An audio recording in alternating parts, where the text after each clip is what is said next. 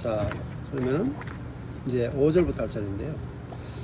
특별히 이제 구약 성경을 해석할 때 행위로 해석하지 않도록 하는 게 되게 중요해요.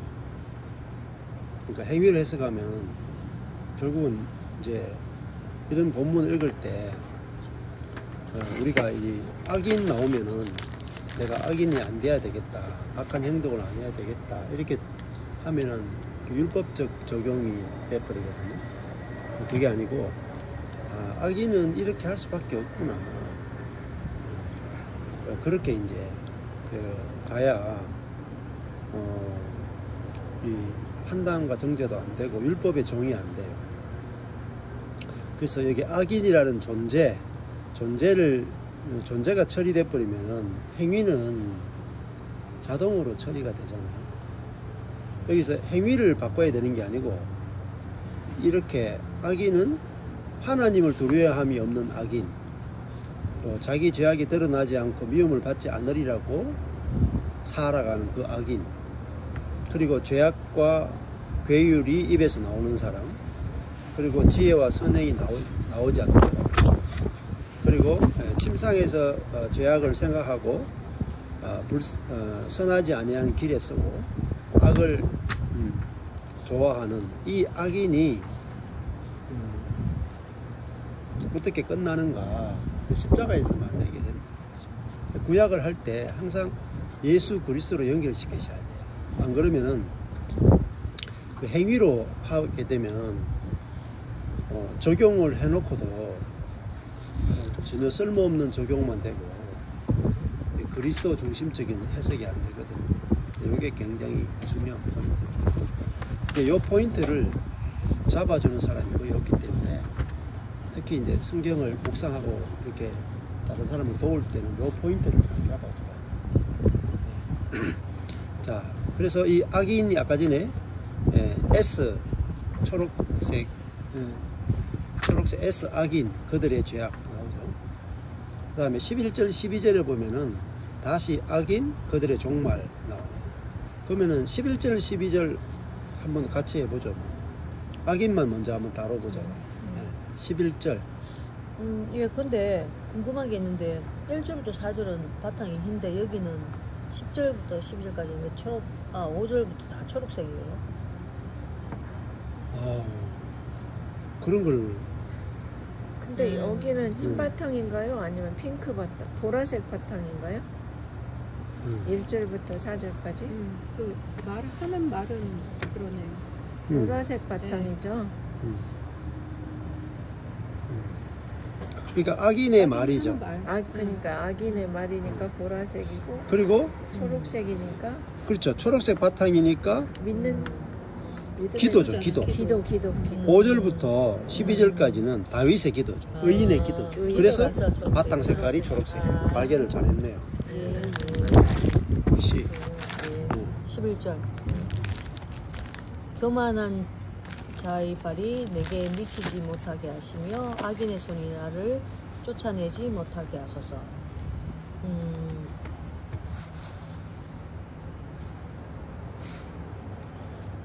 미치지 못하게 하시며 스스로. 그 다음 나를 목적어 쫓아내지 못하게 하소서 스스로. 주어가 없네요.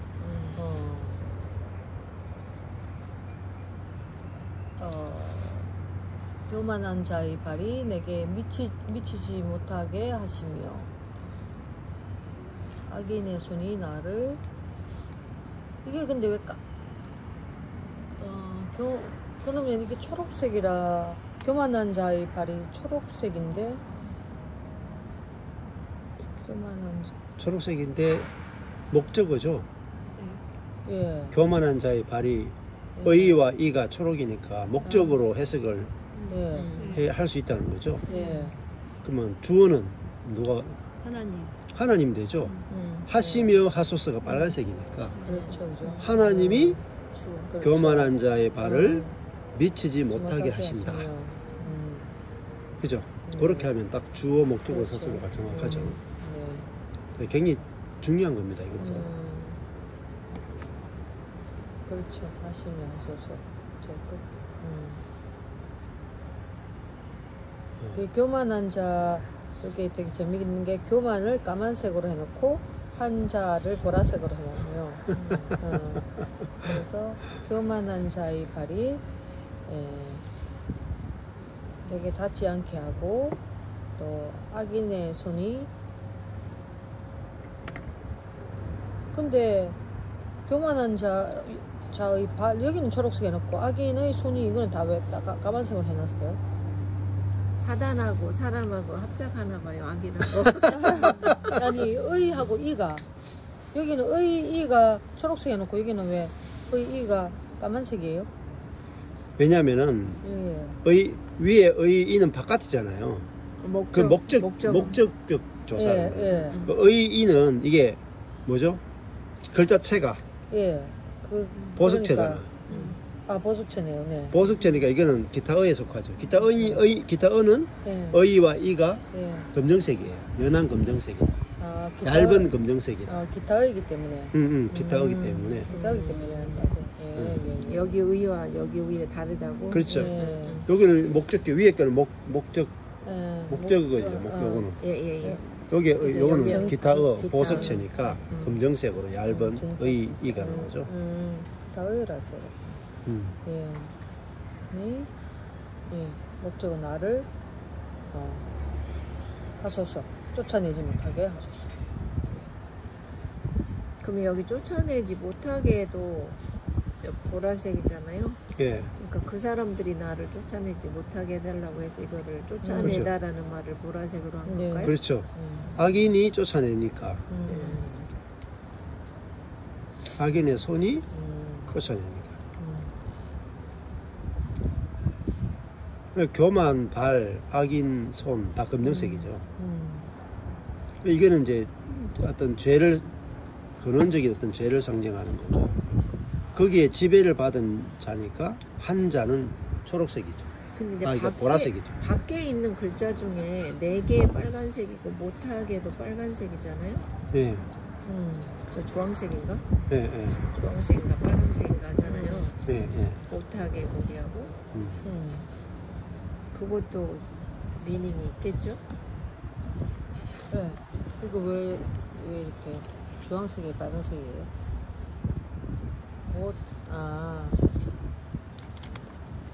못하는 거, 미치게 하는 거는 나쁜 거고, 그렇게 또 못하게 하는 거는 하느님이고, 스크래서 섞어놓은 거예요? 모르겠네요. 그냥 이게 개자가 색깔이 다르다고요? 예. 위에는 이제 4개의 개자는 주황색이에요?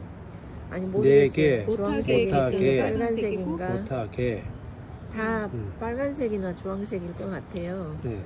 주황색 같은 것 같은데. 예. 네. 요게 37편 2절에도 보면 풀과 같이도 주황색이죠. 37편 2절. 예.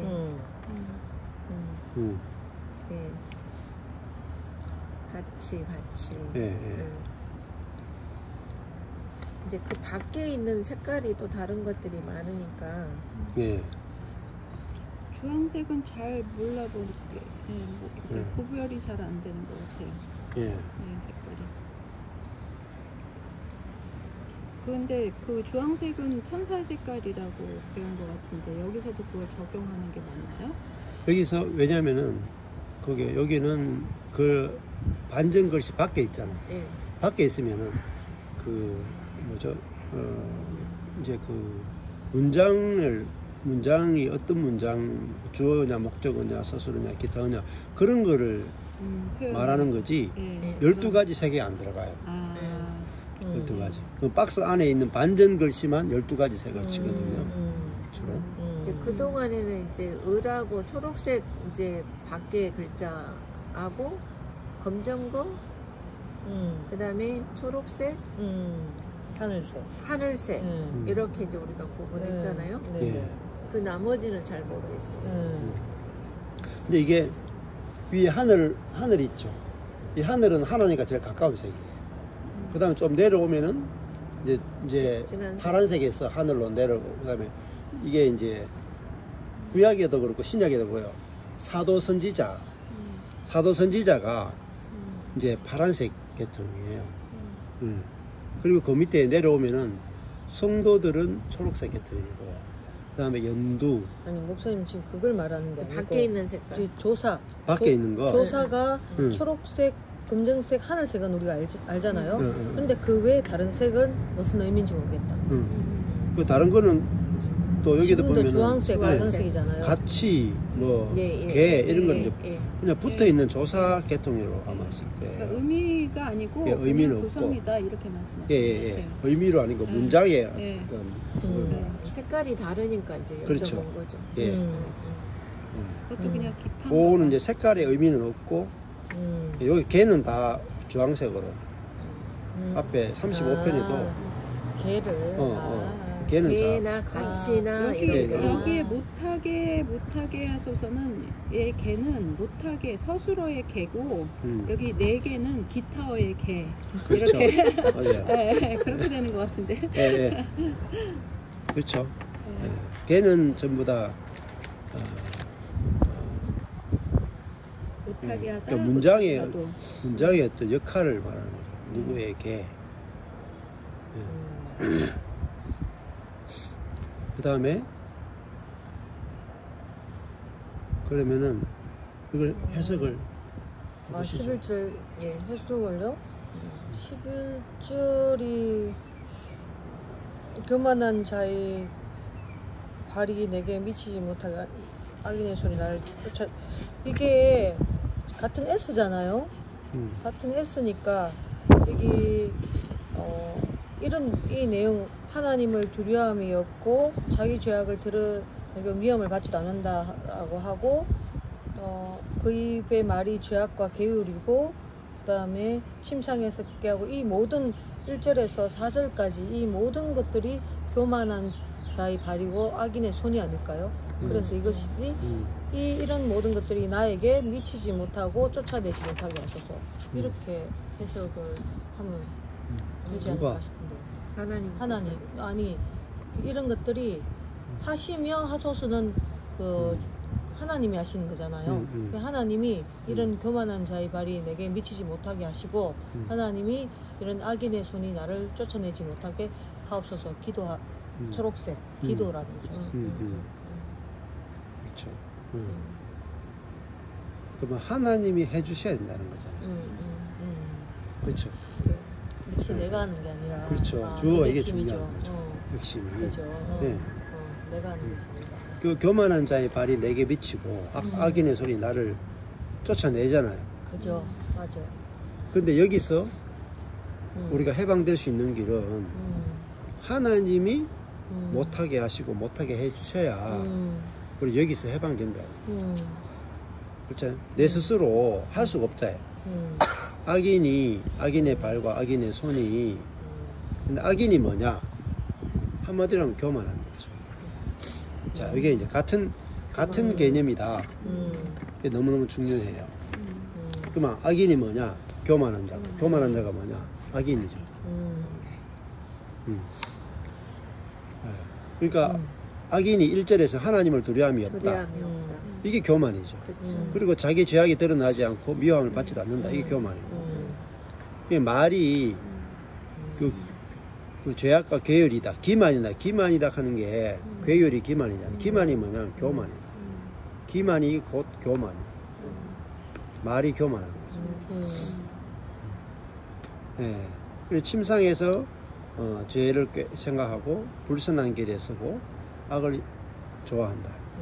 그럼 악이 뭐냐? 교만이에요. 사실. 이렇게 같은 개념을 계속 잡아 나가시면 더 뜻이 선명해지죠.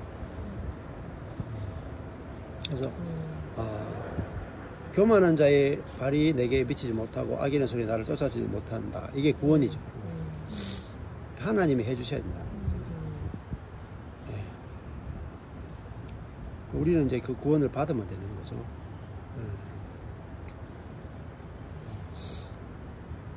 자, 그 다음에 12절 사모님 12절 12절 죄악을 행하는 자가 거기 넘어졌으니 엎드러지고 다시 일어날 수 없으리다. 주어 죄악을 행하는 자.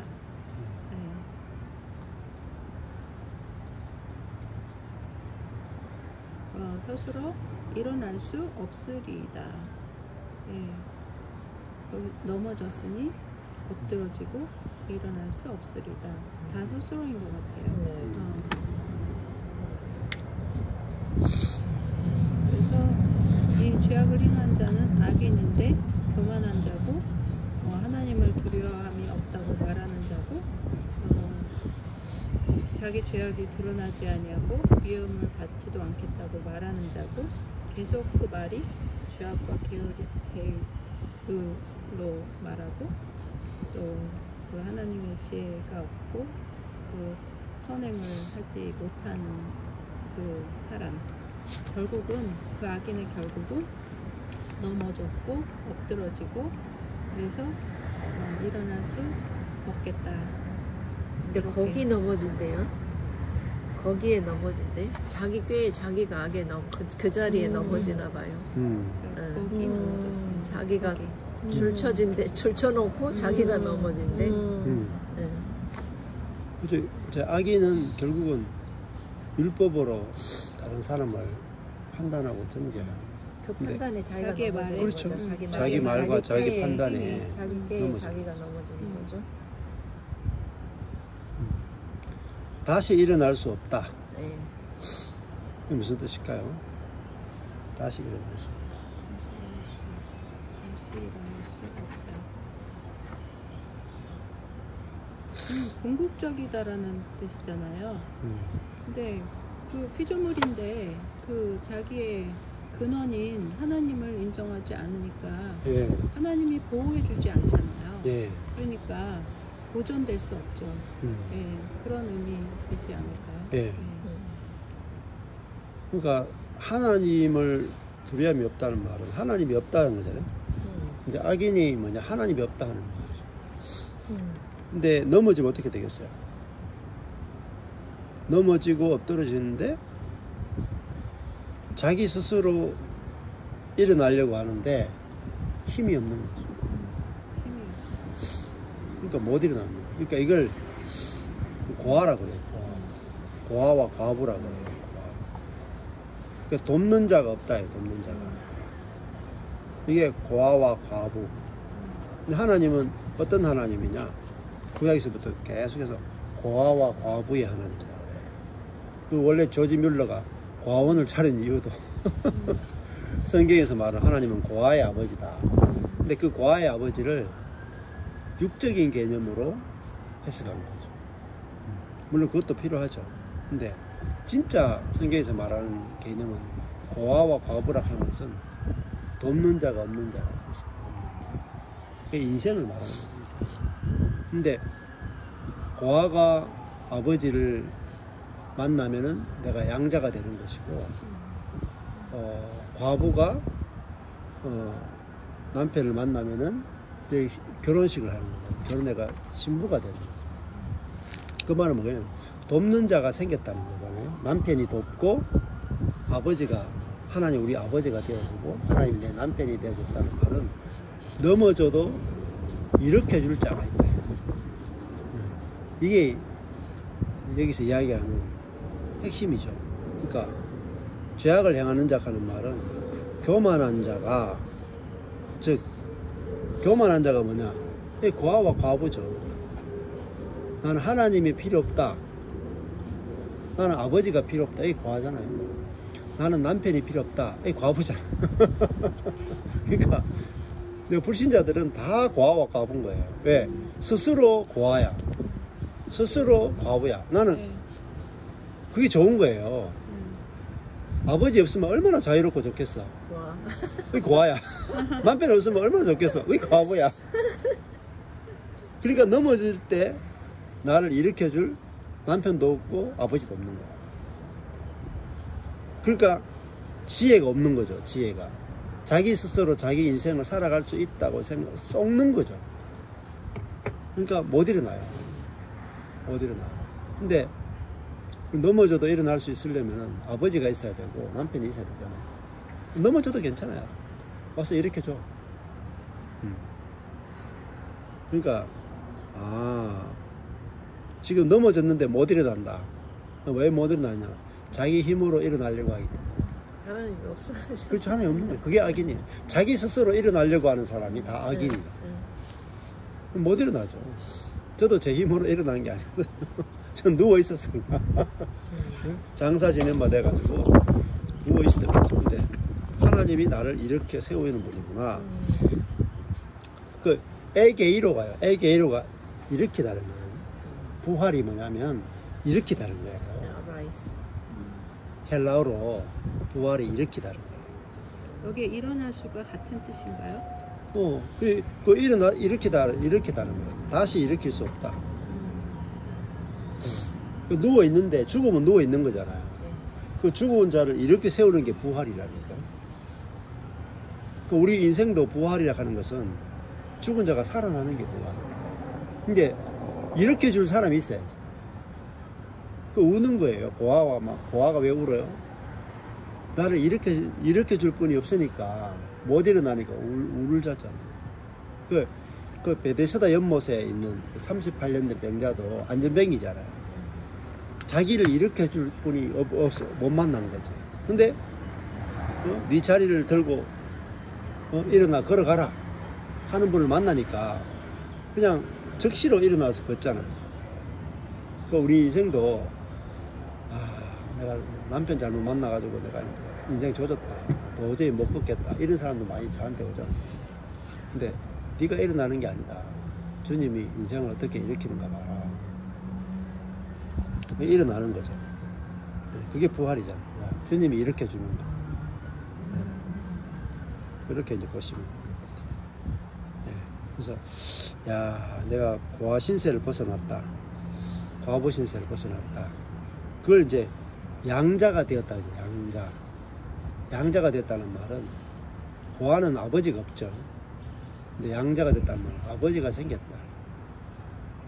나를 일으켜 줄 분이 있다. 나를 돕는 자가 있다. 생겼다. 돕는 자.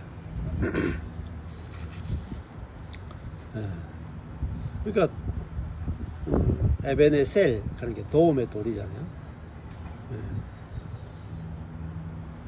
에벤이 돌이고 에셀을 하는 게 돕는다. 에베네셀이 하나님.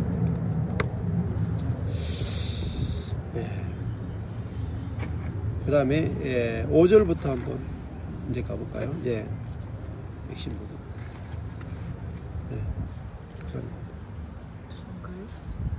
5절. 여호와여, 사모님 차린 것 같은데. 하셨죠? 네, 지금 했어요. 예. 그런가? 그것도 헷갈려.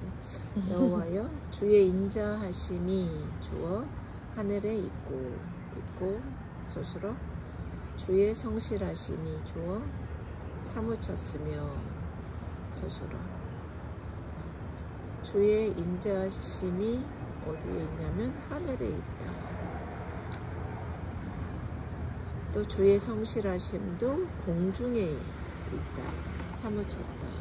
이렇게 써있네요. 주님의 인자와 성실은 하늘에 있고 공중에 있다. 이렇게 했는데 우리 맨날 땅만 쳐다봐서 안 보였나봐요. 하늘에 있었는데 땅만 쳐다봐가지고 안 보였었던 것 같아. 그렇네요. 하나님의 사랑이 하늘에 있었네요. 성실하심도 공중에 있었다. 이렇게인데 하늘에 있고 공중에 있다라는 것이 보이지 않는 것이니까 반드시 믿음이 필요할 것 같아요. 믿음이 필요한데 하늘에 있고 사무쳤다라는 말은 뭐라고 해야 될까요? 강력하게 왔다라고 말해야 되나요? 강력하다. 사무쳤다. 원래 히브리어는 아드예요. 이게 뭐까지. 뭐까지. 공중까지. 구름까지. 구름까지. 공중까지. 가득 찼다? 그렇죠. 가득 찼다. 가득 찼다. 사무쳤다가 뭐뭐 까지라고요? 그러니까 이거죠. 여기 보면은 여기서 하늘, 끝까지 공중, 산, 바다 내려오죠. 하늘, 공중, 산, 바다. 그러면 여기 말씀으로 보면 하나님의 사랑을 보려면 또 하나님의 성실하심을 본다는 것이 하늘이 항상 일정하잖아요. 예. 또 성실하심도 항상 일정한 것이 성실이잖아요. 그것은 하늘로부터 온다 이렇게 좋을 것 같아요. 그래서 우리가 상황이나 환경이나 이런 우리 현실적인 거를 보면 늘 우린 넘어질 수밖에 없지만 하나님의 속성은 여기 하나님 그의 속성이니까 하나님의 속성은 항상 동일하시고 항상 꾸준하고 진실하게 보시는 것인데 바로 위에 있다. 위의 것을 바라보라. 그 생각이 드네요. 위의 것을 바라보라. 그러면 주님은 항상 그 사랑이 성실하시니까 우리가 바라보면 항상 온다는 확신이 들어요. 네. 확신이. 땅을 쳐다보면 확신 안 들어요. 남편도 이랬다 저랬다 하니까 확신 안 들고 뭐 직장도 이랬다 저랬다 하니까 확신 별로 안 들고 그러는데 하나님은 어제나 오늘이나 영원토록 동일하신 그 성실하심으로 하늘에서부터 오는 것이기 때문에 그분은 그런 분이시다라고 오늘 주님께 다윗이 그렇게 고백을 하네요. 여호와여 그랬으니까. 자, 1, 2, 3절, 4절은 악인의 고백이죠. 네. 근데 5, 6, 7, 8, 9는 의인의 고백이죠. 네. 그러니까 악인과 의인의 가장 큰 차이점이 뭐겠어요? 사랑 없음과 사랑 있음. 왔다 갔다 하고 흔들리고 또 지 맘대로 생각하는데 하나님은 항상 동일하게 하신다. 차이가 있네요. 1절에서 4절까지는 사람이 지우고 악인이 지우고 5절부터 그 10절까지는 거의 다 하나님 지우가 하나님. 그렇죠. 악인은 하나님의 보호가 없고 그렇죠. 하나님의 속성이 없고 예. 의인은 하나님의 속성을 알고 그 안에 품겨 있는 존재, 속한 존재, 안에 있는 존재. 안에 있는 존재. 한마디로 하면 이거예요. 없다 있다. 없다. 하나님이 있다 없다. 그렇죠. 1절에 보면 하나님을 두려움이 없다. 그다음 하나님이 없다. 이게 악인이에요. 의인은 있고 있다. 그게 있다. 보호하심도 있고. 네. 그러니까 하나님이 없다 이면 악인이고 하나님이 있다 이거 의인. 아주 쉽죠. 아주 지금 그 이야기 하는 거예요. 다 간추리면 딱 그 이야기예요. 네. 그러니까 악인은 여기를 봐도 하나님이 없고 저기를 봐도 하나님. 그러니까 악인은 하나님이 없어. 어디 봐도 하나님이 없어. 이거 악인이라고 그래요. 근데 의인은 하늘에 봐도 있고 산을 봐도 있고 구름을 봐도 있고 바다를 봐도 있어. 다 하나님이야. 하나님 안 계신 곳이 없어. 그 의인입니다. 그 하나님이 온 우주 만물에 만유에 계신 하나님. 그렇죠. 네. 만유에 계신 하나님. 하나님을 아는 눈으로 보면 하나님이 안 계신 데가 없잖아요. 그렇죠. 네. 근데 주로 이제 그 우리가 고난에 처했다든지 아니면 어두운 마음이 생길 때는 아무리 쳐다봐도 하나님 안 보이잖아요. 그렇죠. 그러니까 나의 하나님 어찌 나를 버리십니까? 네. 하나님 어디 계십니까? 네. 그 이스라엘 백성들도 항상 그랬거든요. 우리가 고난 받을 때 하나님 도대체 어디 계십니까? 그게 사실은 하나님이 없다 하는 악인이죠. 그렇죠. 우리가 잘 될 때는 하나님 있다 그러는데 안 될 때는 하나님 없다 하거든. 근데 그게 악인이잖아. 근데 성령이 우리에게 오시면 어떻게 되느냐? 하나님이 계시다. 내가 바다 끝에 거한다 할지라도 하나님 거기 계시고, 그 다음에 하나님 어디 내 안에 계신다. 하나님이 살아 계신다. 이게 의인이거든요. 그러니까 하나님과 올바른 관계가 딱 맺어지는 거죠. 여기 보면 이 다윗은 하늘을 보고 땅을 보고 바다를 보고 어디를 봐도 다 하나님이 계신 거예요. 이게 보였다. 그러니까 인생이 늘 하나님을 두려워하는 거예요. 이게 경외라는 게. 예. 근데 하나님 있다 정도가 아니죠. 주의 인자하심, 주의 사랑이 하늘에 있고, 주의 성실하심은 저 구름까지, 응? 하나님의 성실이 가득 차 있다. 그렇게 보였다. 이제 안 보이면 안 되지만, 이게 보이면 이제 끝나는 거예요. 하나님이 보인다. 이 말이죠. 6절로 넘어갑니다. 주의 의는 하나님의 산들과 같고 주의 판단은 큰 바다와 일반이라. 주의 의는 주어 같고 서술어, 주의 판단은 주어 일반이라. 서술어. 이렇게 주의 의는 같은데 뭐랑 같으냐면 하나님의 산들과 같고, 주의 판단은 일반이라. 뭐와 큰 바다와 일반 같다. 이렇게 했는데, 하나님의 산들 했을 때 이 산들이 무슨 의미인지 저는 잘 모르겠네요. 주의 의는 하나님의 산들과 같다. 산이 무슨 뜻인지 잘 모르겠고, 굉장히 높다 이런 뜻이겠죠. 또 산은 변하지 않잖아요. 그죠? 네. 높다, 변하지 않는다. 이런 뜻이겠죠. 주의 판단은 큰 바다와 같다. 판단이란 말은 미시파트라는 말은요, 재판, 혹은 통치, 둘 다 돼요. 재판과 통치는.